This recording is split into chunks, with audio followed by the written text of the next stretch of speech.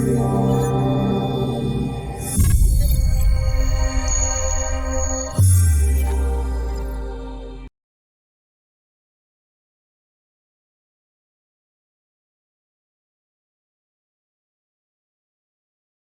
will talk on two test cases. The first one is related to COVID. And indeed, when the pandemic started, we asked ourselves, how can we do something to try and help fight this disease, this pandemic? We asked, may cannabis be used for the treatment of COVID-19 patients in relation to the acute inflammation that is developed in the severe disease patients? This is because cannabis is known to have immunomodulation and anti-inflammation activity. I don't think I have to give much introduction on COVID-19, but I would say that disease progression is often characterized by a two-phase immune response. The first one is a specific adaptive immune response, which is happening in all patients that suffer from COVID-19, and it is, as a matter of fact, required to eliminate the virus and to prevent disease progression to severe stages. The second phase is, unfortunately, appears in the severe form of the disease and is associated with a virally induced cytokine storm syndrome. In this syndrome, there is a dramatic, perhaps, secretion of interleukin-6 and interleukin-8 from immune cells, and we'll get to that in a minute. Just before that, few words on our lungs and alveoli. Alveoli are the structures in lungs that this is where gas exchange is taking place. These alveoli are covered with epithelial cells of the lung, and they also contain a large number of macrophages, which are immune cells, and as a matter of fact, they are the first line of defense, and they are the ones that secrete the high level of the interleukins that we talked about. So, may cannabis be used for the treatment of COVID-19 related acute inflammation? To answer that, what we did is, as I described before, we extract different strains and we fractionated these extracts to different fractions, looking for the best fraction that is working against secretion of these interleukins, 6 and 8. What we found is that from one of the strains that was the best one, our base strain in this case, we found that the high CBD fraction is working quite nicely against the secretion of IL-6 in lung epithelial cells. The other fraction, which was rich in THC, was much less active in these cells. We have reconstituted this fraction using only phytocannabinoids, and we're able again to see that the combination of phytocannabinoids is enough to lead to reduction of inflammation in lung epithelial cells. This was, really promising. However, once we tested the effect of these cannabis fractions and the crude as well on the macrophages, the cells aside of the immune system, the ones that are responsible to the cytokine storm, the ones that secrete the IL-6 and IL-8 in high levels.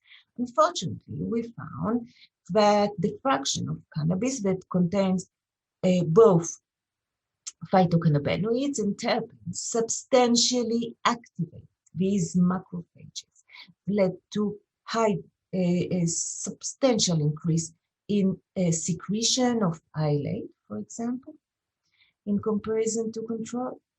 And then they led to polarization and activation of these cells to become more and more active. And this is something that is worried because this is exactly what's happening during the cytokine storm.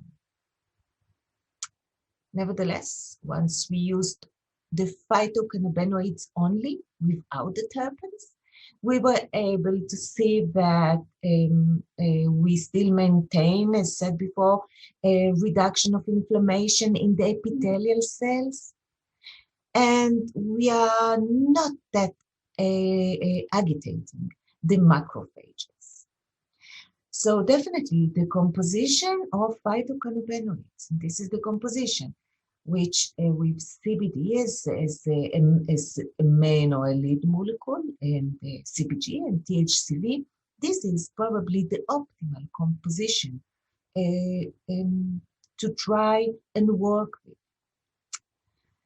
What we do now is we look for the combinations of these certain compounds, this certain composition with different pharmaceutical drugs that are being used to reduce inflammation, especially in lungs.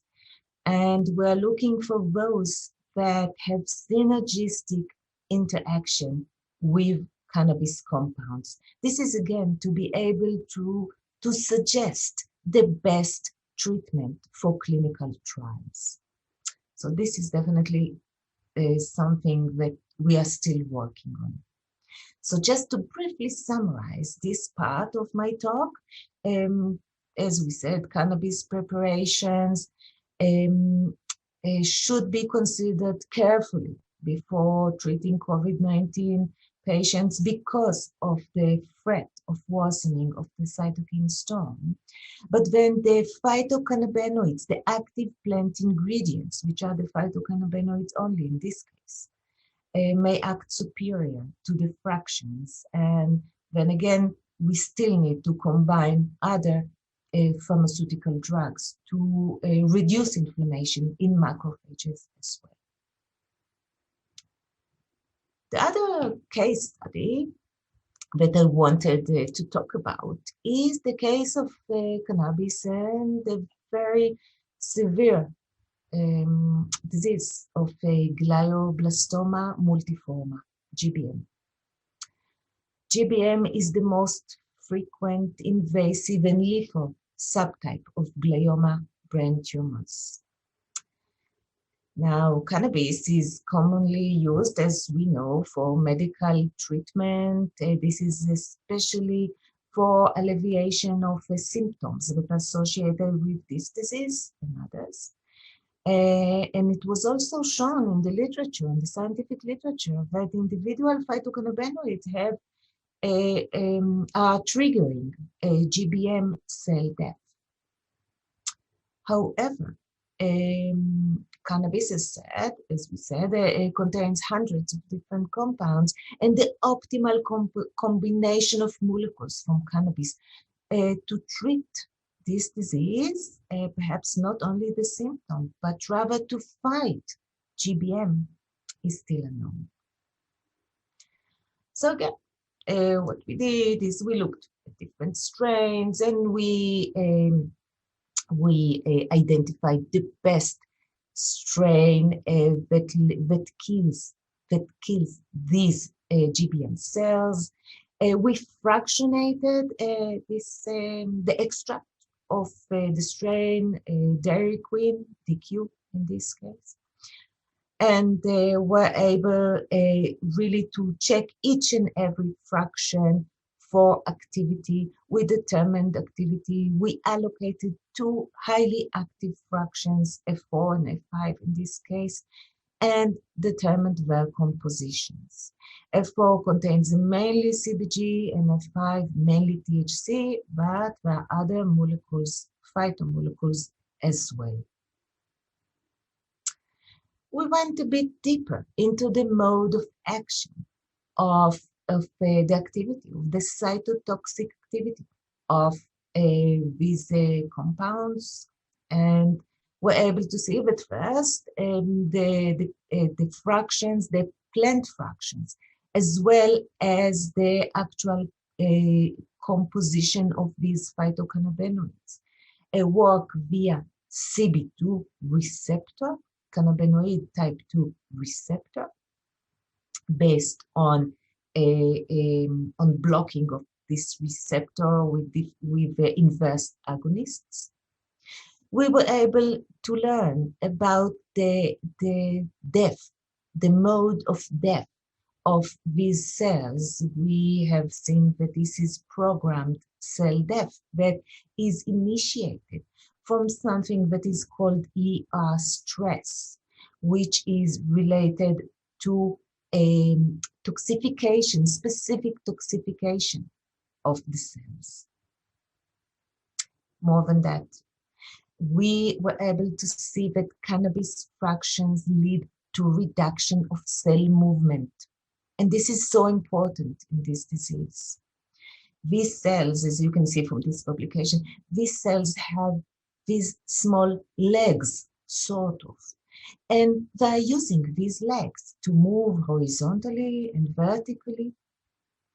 And with cannabis fractions, and this is the plant fractions, even more than the individual compounds or the combination thereof. The plant fractions